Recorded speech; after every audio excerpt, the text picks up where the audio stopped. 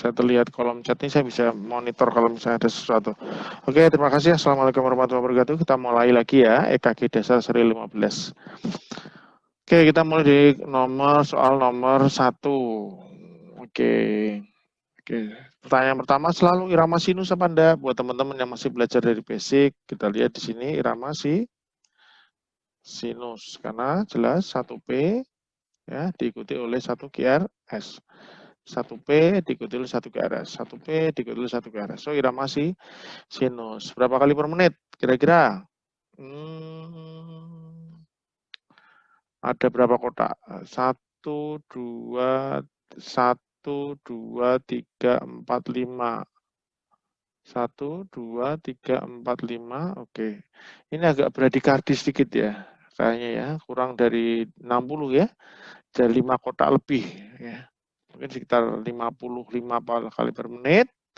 Aksesnya normal ya. Lihat 1 positif ya. AVF positif. So aksesnya normal. Kita lihat PR interval. PR interval normal enggak? Normal. Terus QRS lebar di V1 nggak ada, di V6 juga nggak ada, berarti nggak ada bundle branch block. Nah, langkah ke-7, langkah ke-6 melihat hipertrofi. Saya kira hipertrofi nggak ada, lihat di atrium nggak ada, ventricle juga nggak ada, ya, nggak ada. Kemudian kita masuk ke koroner. Ayo, kira-kira teman-teman apa yang didapat pada EKG pasien ini koronernya? Nah, karena kita hari ini memang fokusnya terutama lebih banyak di koroner ya. Apa yang didapat pada ECG ini? Betul, yaitu ada T inversi, Mas Hans, di V1 sampai V5. V1 sampai V5.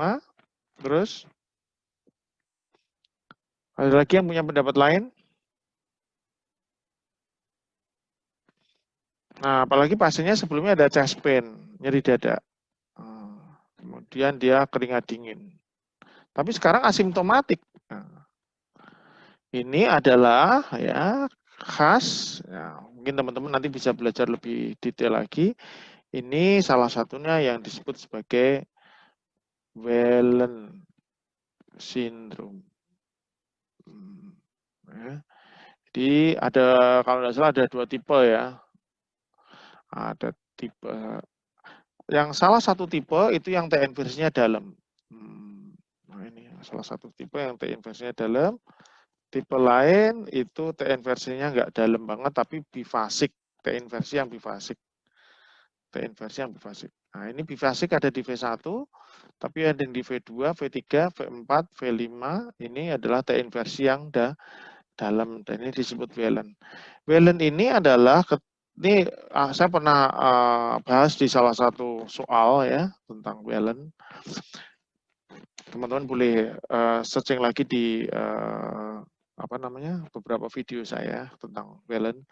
Intinya adalah pasien yang biasanya ada suatu critical stenosis di proximal LAD, itu biasanya. Dan kadang-kadang pasien seperti beliau ini ya ini asimptomatik ini. Sekarang udah asimptomatik, tetapi ternyata dari penelitian dia bisa resiko terjadi suatu akut infaks sewaktu-waktu dan biasanya kadang-kadang kondisinya memburuk.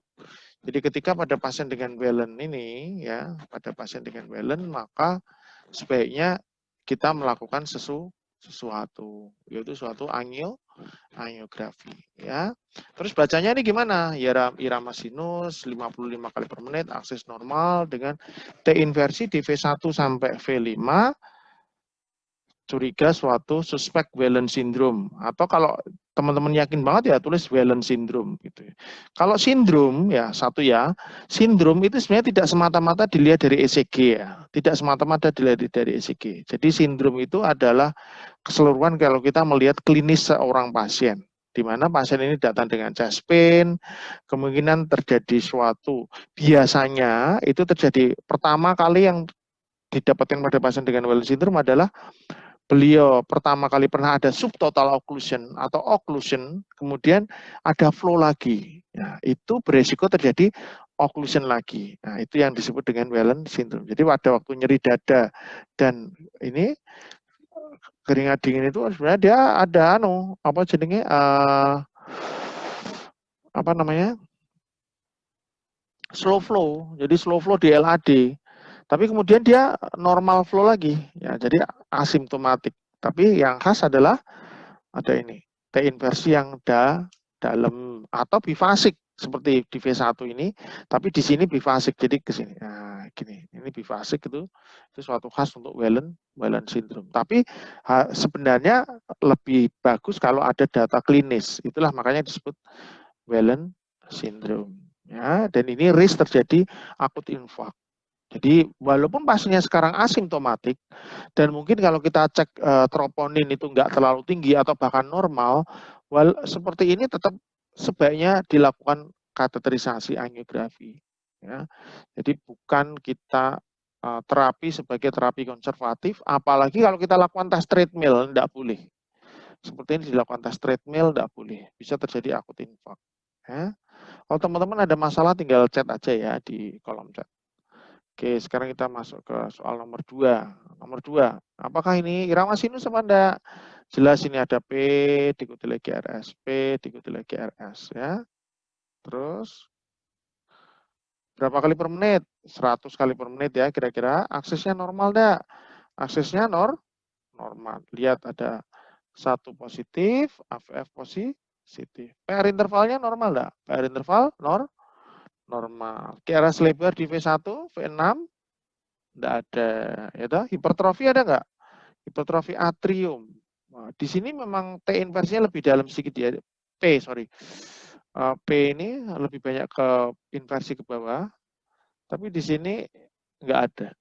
Nah, mungkin left atrial abnormality bisa, nah, bisa, karena lebih banyak ke bawahnya daripada yang atas. Ya, itu satu. Tapi nggak begitu jelas tuh Sang. Lebih khas kalau misalnya kita temukan di sini ya ke bawahnya lebih jeru. Nah, di sini ada nodes. Nah, itu pasti kita kecurigaan kita dia left atrial abnormality lebih besar. Terus kemudian apa yang khas pada pasien ini? Yuk teman-teman. Ada suatu? Ada apa? ST depresi. Di mana? Di V3, V4, V5, V6, 2, AVF. Terus apa? Yang khas banget apa? Halo? Yang khas banget adalah, betul, ada ST elevasi di AVR. Ini disertai dengan ST depresi di banyak lead. Kalau teman-teman baca guideline, itu adalah khas untuk suatu left main occlusion. Ya, kemungkinan suatu left main occlusion. Jadi ketika teman-teman lihat ST depresinya di banyak lead dengan ini ST elevasi, ya, seret, nah elevasi, maka itu suatu left main occlusion. Ya. Oke, bagaimana dengan soal nomor ini? Irama sinus apa enggak? Ayo, sekarang teman-teman tak tanya, ini irama sinus apa enggak kira-kira? Lihat P di lead 2, kelihatan enggak? Tidak begitu kelihatan. Terus, ini sinus apa enggak? Ayo, sinus apa enggak? Nomor 3 nih. Kalau teman-teman enggak melihat gelombang P di lead 2, maka lihatlah di lead lain. Misalnya kita lihat di sini. Di sini kita masih bisa menemukan gelombang P di lead V2 ini P. Di lead V2 ini masih ada gelombang P. Terus ini memang saking cepatnya sinus takikardi sehingga, tapi kalau kita lihat di sini kita melihat ada ini. Ada puno unta. Ketika ada puno unta, tek, ini adalah gelombang T, ini ada gelombang P.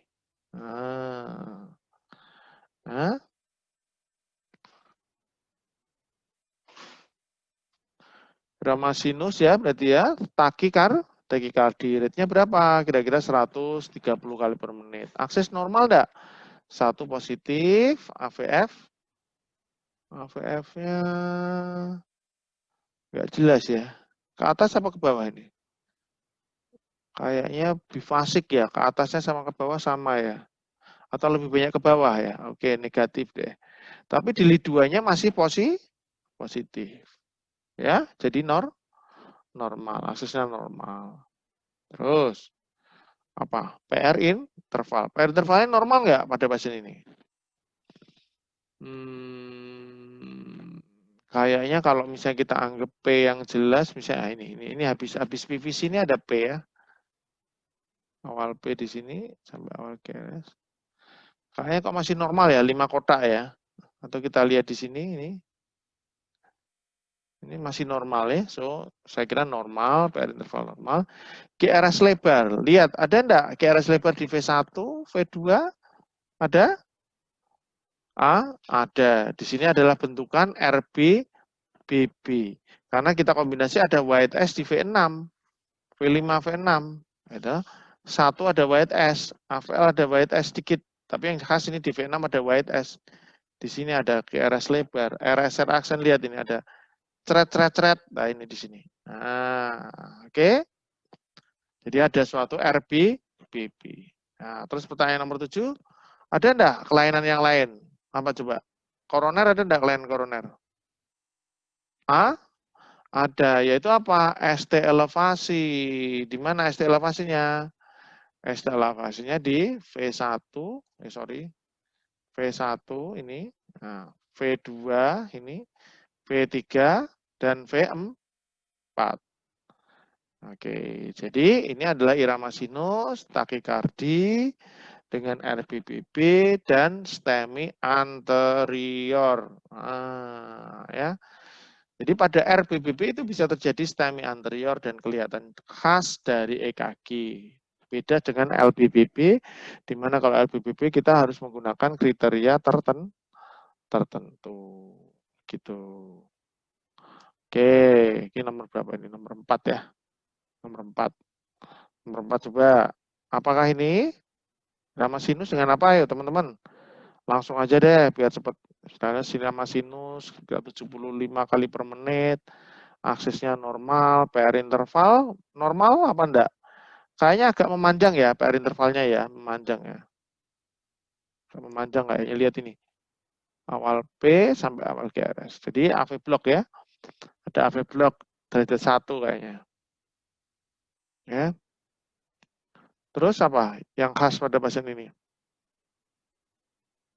ST elevasi. Di mana? Di 2. Ini tak lompatin aja ya langkah ke 5 ke 6 ya karena aku rasa normal. Oke, langkah ke-7 ada STEMI inferior yaitu ST elevasi di 2, 3 AVF. Terus ada apa?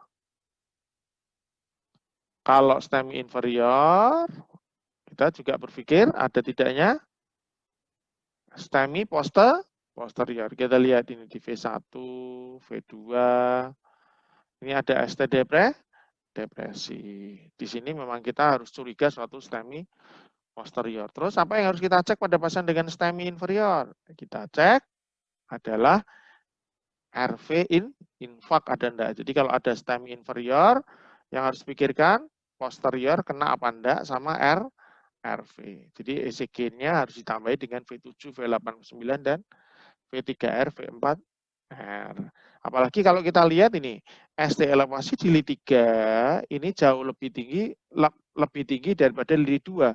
Ketika 3 lebih dari 2, kalau ini entar copot.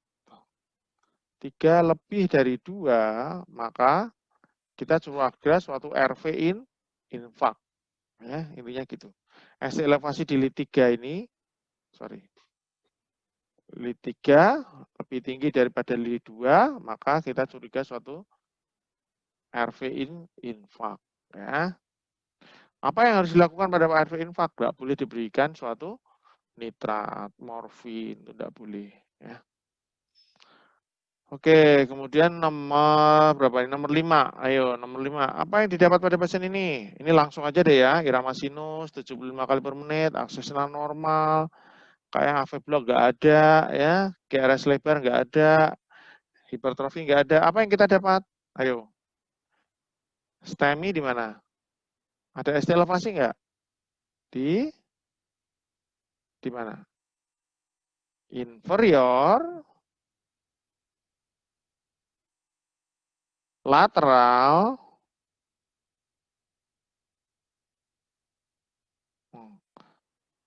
inferior ini.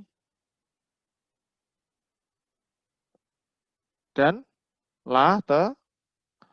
lateral.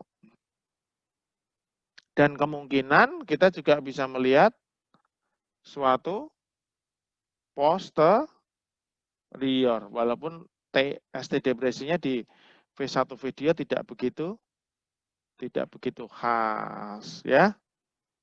Tuh. Jadi memang kadang-kadang ST elevasi ketika pada fase awal banget tidak khas kayak gini. Ini kan fasenya udah agak lanjut ya. Pada fase awal bisa hanya seperti ini aja. Tetap kita harus hati-hati. Kalau nggak yakin gimana? Kalau nggak yakin, maka kita melakukan ECG serial. Ya, kita melakukan ECG serial. Oke, so berikutnya nomor 6. Oke, nomor 6. Tadi nomor 5 ya. Sekarang nomor 6. Irama sinus enggak? Nah, irama sinus. Karena 1P dikutul 1 QRS. Tapi satu hal kita sampai ke rate-nya ventricle sih kira-kira sekitar 50-an kali per menit. Aksesnya normal enggak? 1 positif, AVF positif. QRS lebar nggak ada, hipertrofi nggak ada, koroner nggak ada. Tapi kita berhenti tadi di PR interval. Ya, kita lihat. Ada apa dengan PR interval? Ayo, kita lihat terutama di lead 2 panjang. Kita lihat di sini PR intervalnya itu bervariasi. Loh, kalau bervariasi gini itu maksudnya gimana? Itu harus kita pikirkan. Kira-kira apa yang terjadi pada pasien ini? Yaitu, apalagi kita melihat ada P yang ada di tengah-tengah gelombang GRS dan gelombang T. Ini berarti apa? Apa? Ayo. Suatu total AV block. Karena si P ini jalan sendiri. Dia muncul di sini. Numpuk di atas gelombang T. Ingat gelombang T-nya kan harusnya tidak setinggi ini. Dia cuma segini. Ketika ditumpuk ini jadi lancip gitu. Si P ini jalan sendiri dengan kecepatannya sendiri. Sementara si QRS juga jalan sendiri dengan kecepatannya sendiri. Ya, jadi ini adalah suatu total AV block. Tapi memang agak aneh ya. Coba kalau misalnya kita kalau kita sebut sebagai AV block derajat 2 nggak mungkin kan? Nggak mungkin lah. Rasa sih total AV block. Cuma yang agak aneh adalah apa? Coba lihat. Apa yang agak aneh teman-teman? Respon ventrikelnya ini beda-beda ya. Kadang-kadang gini, kadang-kadang agak panjang, agak pendek ya.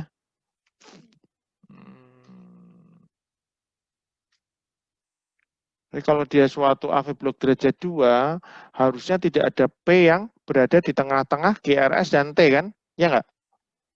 Gimana? Setuju? Apa enggak setuju? Kalian boleh kok enggak setuju sama saya, enggak apa-apa. Tek. Mas Niki betul-betul lah ya. Terus apa yang menyebabkan dia kok irregular nih? Yang QRS, respon QRS-nya ya. Apa yang bikin irregular? Ini agak aneh ya. Biasanya kalau total AV block, maka RKR dari QRS itu sama.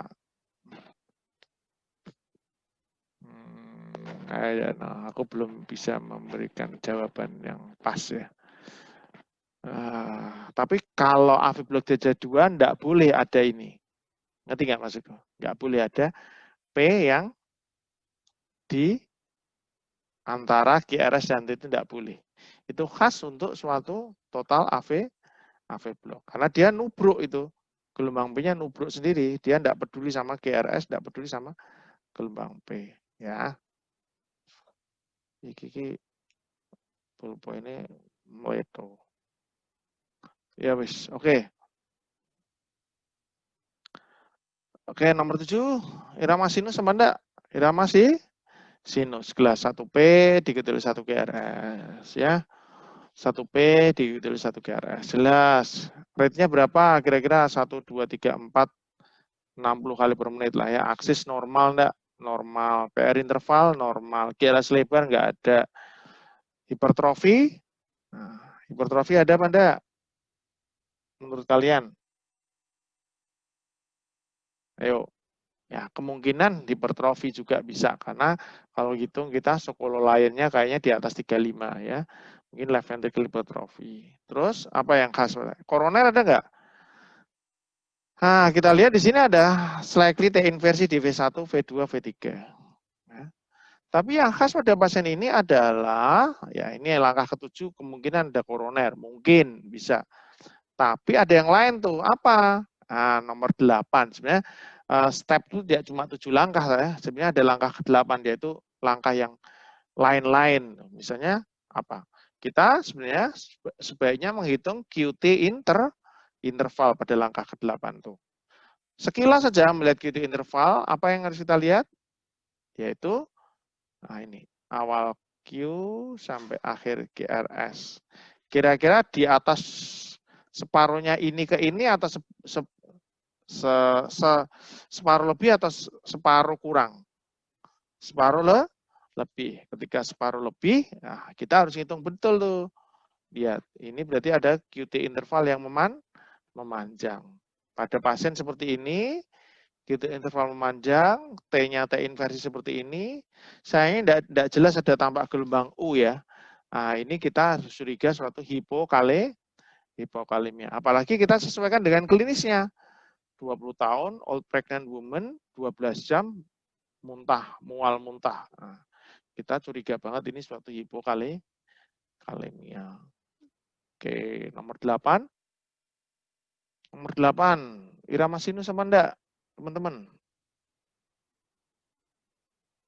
Teman-teman irama sinus sama enggak? Sinus.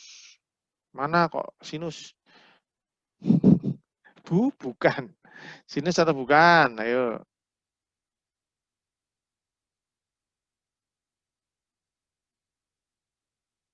Kita cari ya.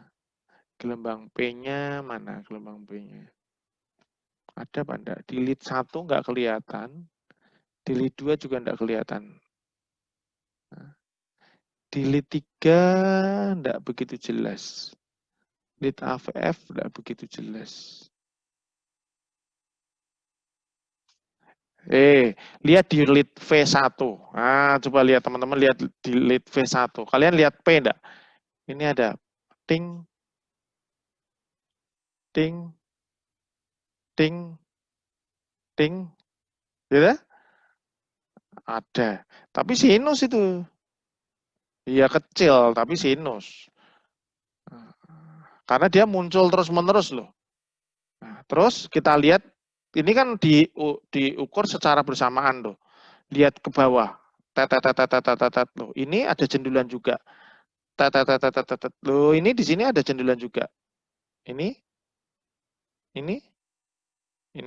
Memang dia agak mundur ke belakang. Mungkin memang ada AV block derajat 1. Ya, kalau kita lihat dari sini, awal sini, ini mungkin sekitar 5,5 kotak ya, mungkin. Jadi menurut saya ini masih sinus, karena jelas di V1-nya ada. Dan ini konsisten muncul terus-menerus. Memang di lead lain tidak kelihatan, tapi ini sinus. Terus, berapa kali per menit rate-nya? Kira-kira 100 kali per menit. Aksesnya normal enggak? Aksesnya LAD ya kayaknya ya. Lihat ini.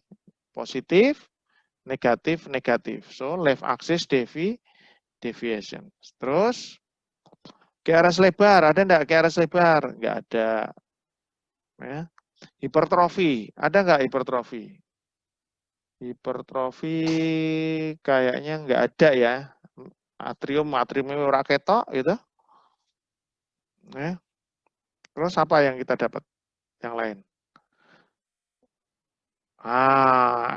ST depresi lagi yang dalam di V3, V4, V5, V6, 23 AVF plus, tadi sudah tak bahas, ST elevasi di AVR. Ini plus ST elevasi di AVL. Apa ini? Curiganya suatu apa? left main occlusion. Ya. Kemudian di V1, V2 juga ada QS. Jadi ini benar-benar pasien koroner. Mungkin suatu OMI anteroseptal ya dengan iskemi anterior inferior. Nah, ada ST elevasi di AVR. Left main occlusion tanda tanya gitu kalau jawab kayak gitu ya. Oke, next nomor 9. Nomor 9 irama sinus apa enggak? Nomor 9. Sinus 1P dikali 1 GRS. Rate-nya kurang lebih sekitar ya 90 kali per menit, akses normal. PR interval normal enggak? Normal. GRS lebar enggak ada. Hipertrofi enggak ada. Koroner ada enggak? Nah, sekarang ayo masuk ke koroner. Ada enggak? Ayo, ada koroner apa enggak nih? Teman-teman. Ada kelainan yang mirip koroner lah, paling tidak. Ah, ada, yaitu apa? ST elevasi. ST elevasinya di mana? Lihat di V2, V3, V4, V5, V6. Terus 1, AVF, 2. Ini ada sedikit. Jadi hampir di semua lead. Kan agak aneh tuh. Hampir di semua lead. Dan ingat, pada ST elevasi miokard infark, biasanya kita bisa menemukan namanya resiprokal. Ini ada nggak resiprokal? Nggak ada resiprokal. Artinya ST elevasi di 1, juga 2-nya juga, AVF-nya juga, ya. Biasanya kalau ST elevasinya di inferior, yang 1 AVL kan ST depresi. Ini sama-sama ST elevasi. Apa yang didapat? Yaitu ST elevasi yang difus, diambil semua lead dengan ada yang tanda yang satu juga khas, ada suatu PR depresi. Depresi segmen P ke R. Di mana? Nah, salah satunya yang kelihatan di sebentar di sini ini PR-nya depresi. Ini segmen PR-nya depresi. Ini juga agak turun ke bawah. Ini agak turun ke bawah itu dibanding apa? Dibanding iki loh. Segmen T ke P. Nah, ini juga ini agak depresi di sini, lead 2, ya kan? Agak turun. Berarti apa, teman-teman? Soal nomor 9 ini perikarditis. Ingat adalah ciri khas untuk perikarditis di mana ada diffuse ST elevasi dengan suatu ST depresi di segmen PR itu yang paling gampang, ya. Nanti bisa dibaca lagi. Nomor 10. Nomor 10 apa lagi ini? Nah, ini hampir sama dengan tadi. Apa coba? Yaitu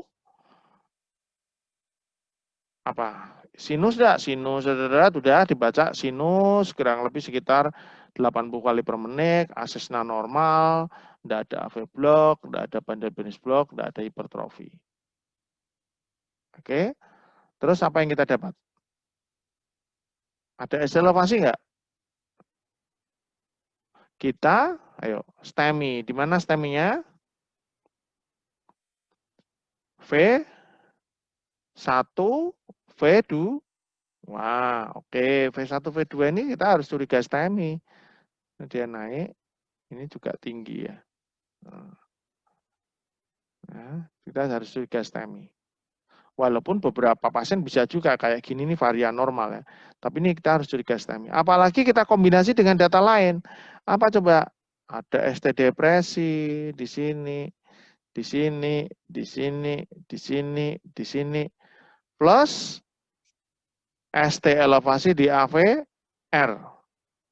Nah, ini kok curiganya juga suatu left main occlusion.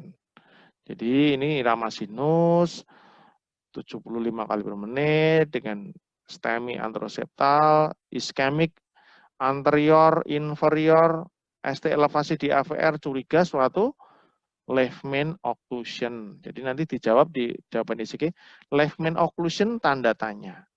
Ya, karena tidak selalu left main.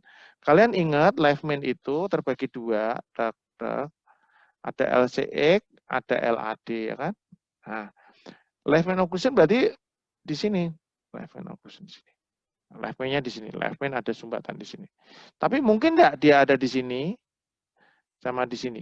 Nah, mungkin aja di proximal LAD sama proximal LCX-nya ada oklusi. Nah, ini bisa juga. Ya, ini ekuivalen atau sama dengan left main oklusi. Ya, nomor 10. Oke, nomor 11. Kira Mas Sinus sama enggak nih?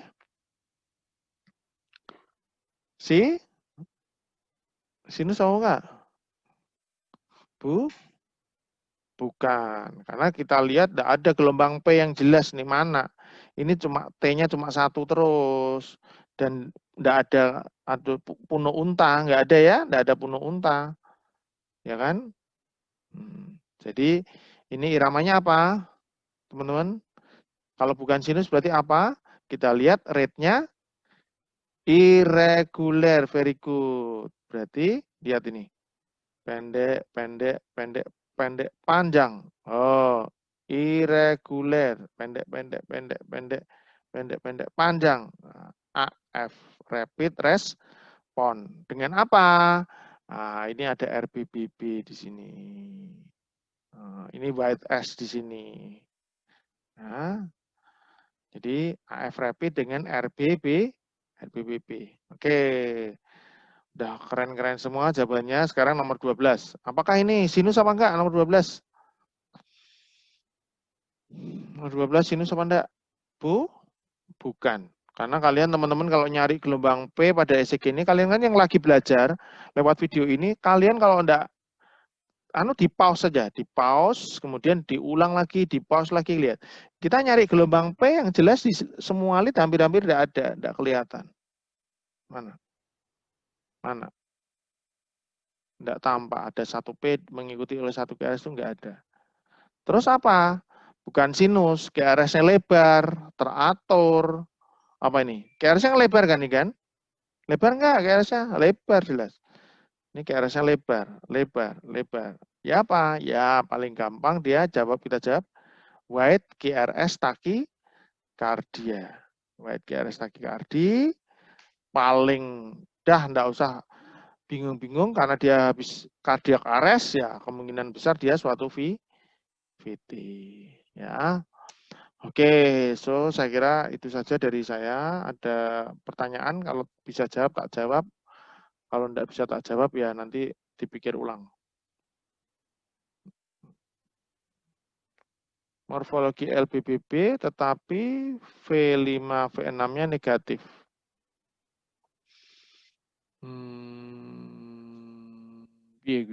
LBBB V5 V6-nya negatif. Lead V5 V6. Aku enggak mudeng Mas. Ora ndelok contohnya enggak mudeng aku. Kudu mbok contoni gambar. Nanti deh kamu Mas Niki kalau mau chat saya aja ya. Oke. Terima kasih. Yang lain enggak ada ya. Katanya jelas kabeh kok. Enggak ada. Oke, terima kasih. Saya kira untuk pertemuan kali ini cukup. Terima kasih. Wassalamualaikum warahmatullahi wabarakatuh.